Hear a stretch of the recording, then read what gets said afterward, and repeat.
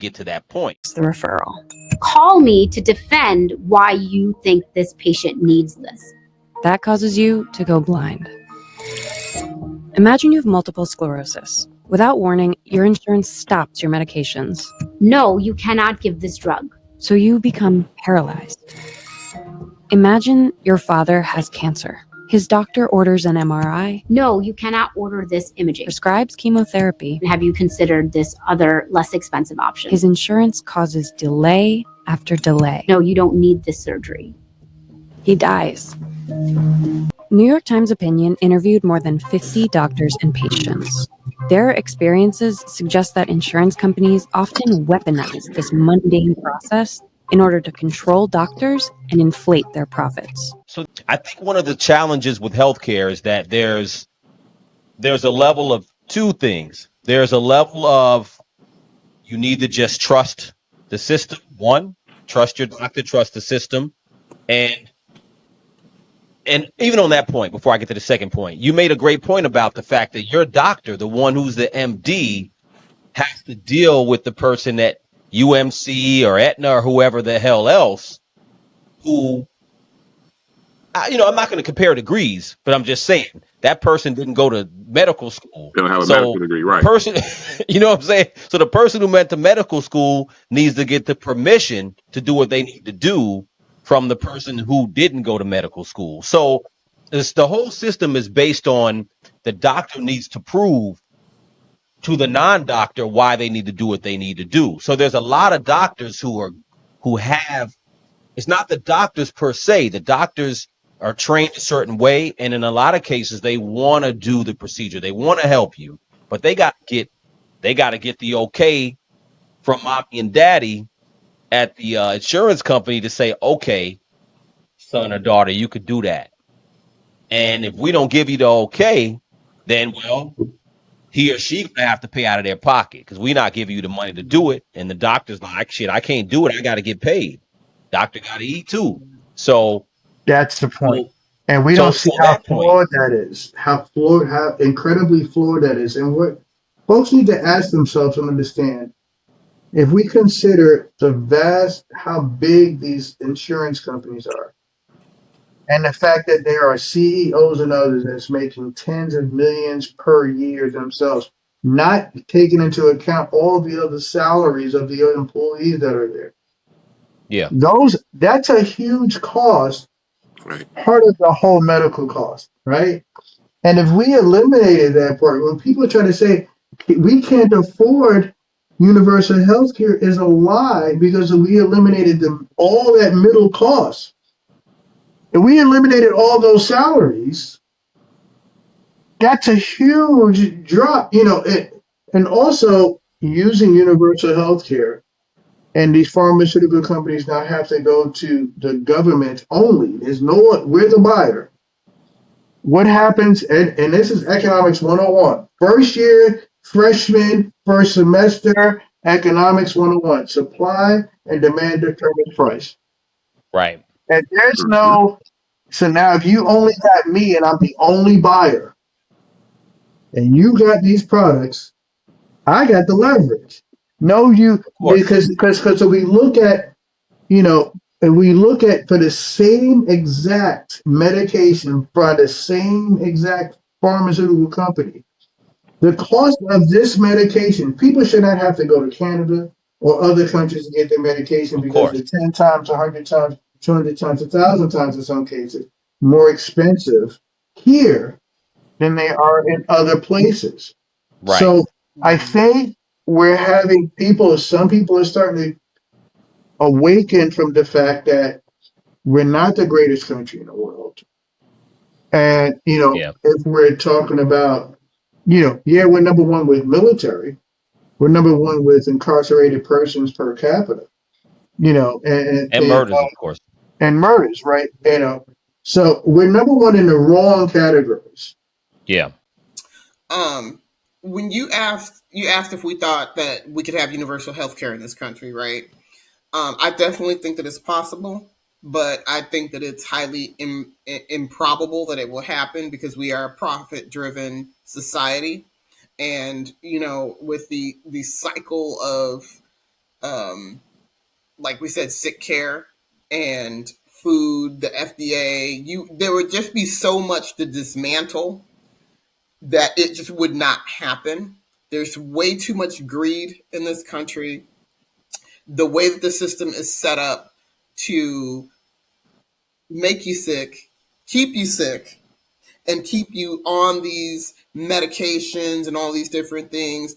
I think that could we have a universal healthcare system in this country? Absolutely. Will it ever happen? I highly doubt it because it would require too much breaking down of the established system that's been in place for so long. Yeah. And so many people that are making so much money would not be privy to that anymore, or their children or family members or friends or whoever coming up after them.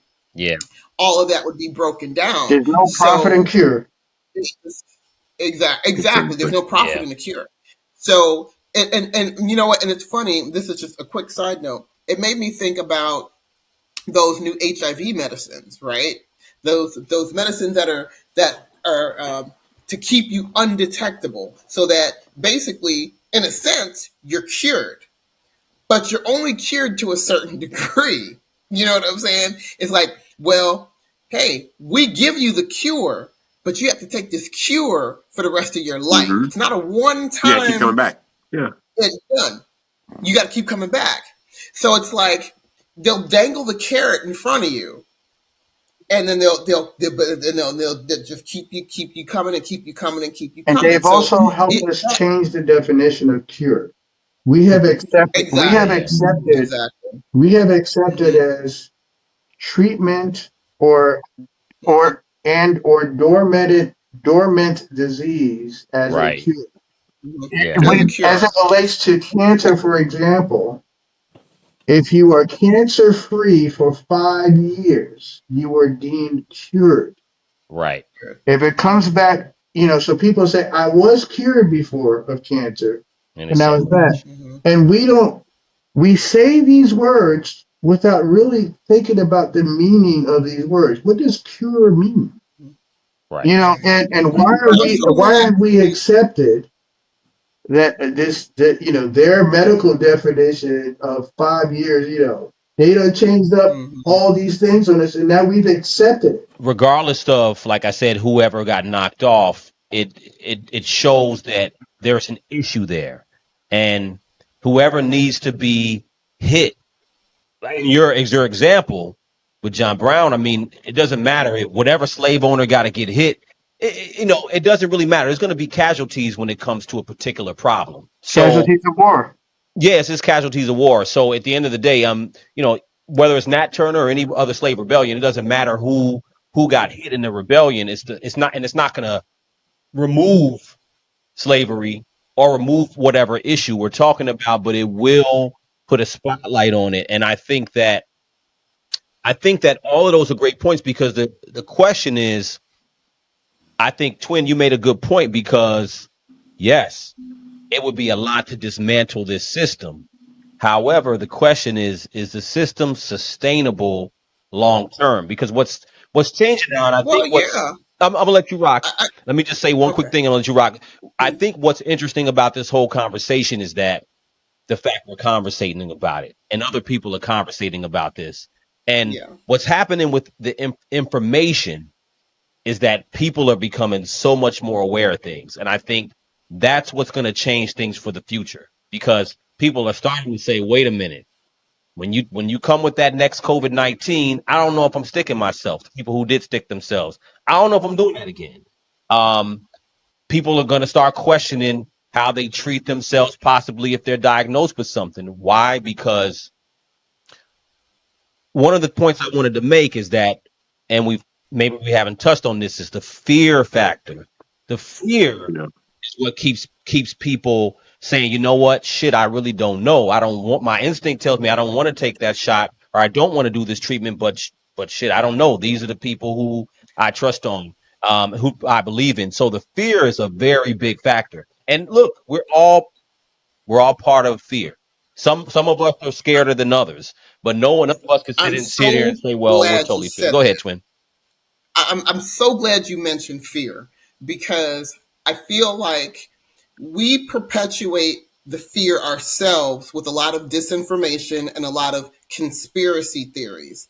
There's been so much, and I'm speaking as a mother of an autistic child who's done a lot of research and, gone through a lot with this.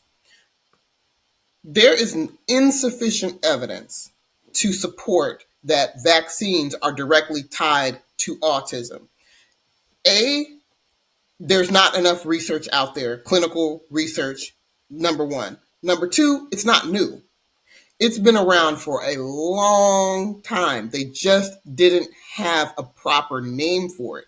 When we were coming up and when our parents were coming up, people who behaved in a way that's now considered autistic, they were called retarded.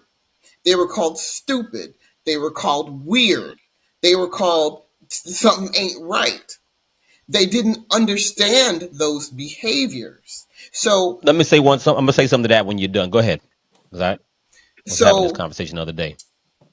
when people start coming up with their own theories based on something they read online or a whole lot of conjecture, we perpetuate fear with these thought processes that aren't necessarily based in complete truth, I'm going to say, because we don't have all of the backup for Well, that. twin. Let me say something that the reason why I want to respond to that immediately is because I had this conversation with another friend of mine. Our kids are around the same age. We were literally having this Mm-hmm. conversation a couple of days ago, and Mm-hmm. look, I think that's a good point.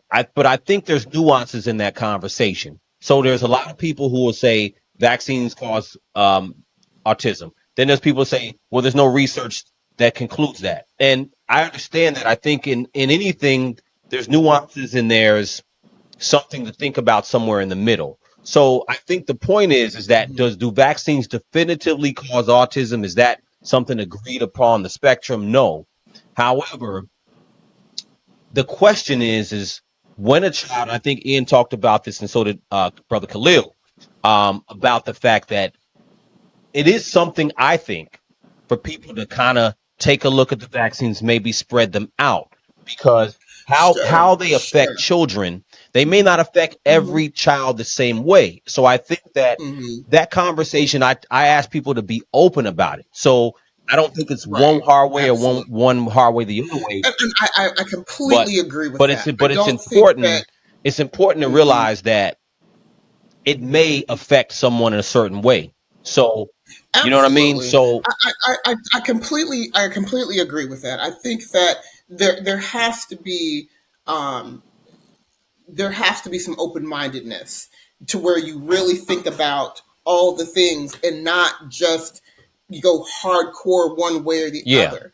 And that's to me, that's one of the ways that you prevent a lot of the fear mongering Well, and say, it, no, don't go do this because this is going to but happen see or But that that's it going to that should, but happen. it goes, should be information based. I yes. mean, it should be information based. And let me just say that Dr. Peter Glidden, Dr. George Wallach, and so many other health practitioners for a long time. There are documentaries called Vax and so many other sources of information, and in particular with boys, and in particular with melanated boys, like say the MMR vaccine in particular, on how that directly affected and or caused and or increased the chances of autism in those said individuals. There's been a lot of studies that does support that. But